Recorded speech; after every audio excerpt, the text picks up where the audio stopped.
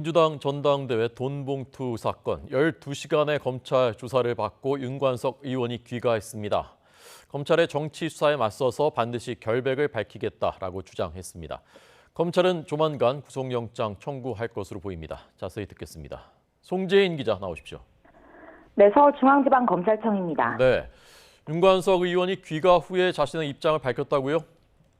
네, 그렇습니다. 윤 의원은 조금 전 SNS에 입장을 올리고 일방적인 검찰의 정치 수사에 당당하게 임했지만 참담한 심정을 금할 수 없다고 밝혔습니다.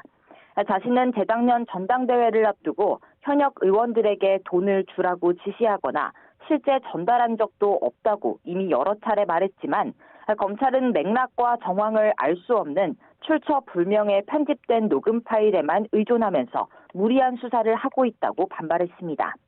어제 12시간에 걸친 검찰 조사에서도 윤 의원은 재작년 전당대회를 앞두고 송영길 전 대표의 당선을 위해 당 인사들에게 9,400만 원을 뿌리는 데 관여한 전반적 혐의를 부인한 것으로 알려졌습니다.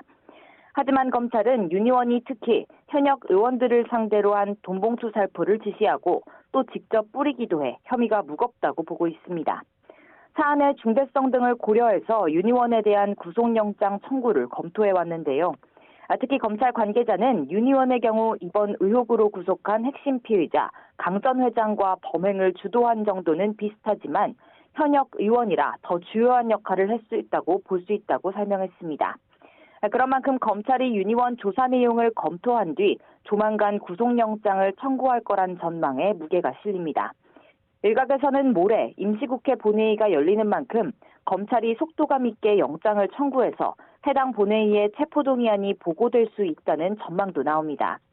다만 검찰 관계자는 수사 일정에 따라 증거를 바탕으로 검토할 사안일 뿐 국회 일정에 얽매이는 건 아니라며 우선 시기적인 조건은 달지 않았습니다. 그러나 검찰이 이번 주 강 전 회장 기소를 앞두고 수사에 박차를 가하고 있는 건 분명해 보입니다.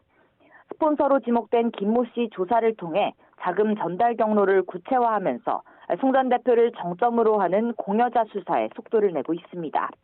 또 수수자 수사의 경우 지난 17일 강 전 회장과 이정근 전 민주당 사무부총장 대질 조사 등을 통해 돈봉투를 얻은 현역 의원들을 상당수 특정한 것으로 알려졌습니다. 지금까지 서울중앙지검에서 YTN 송재인입니다.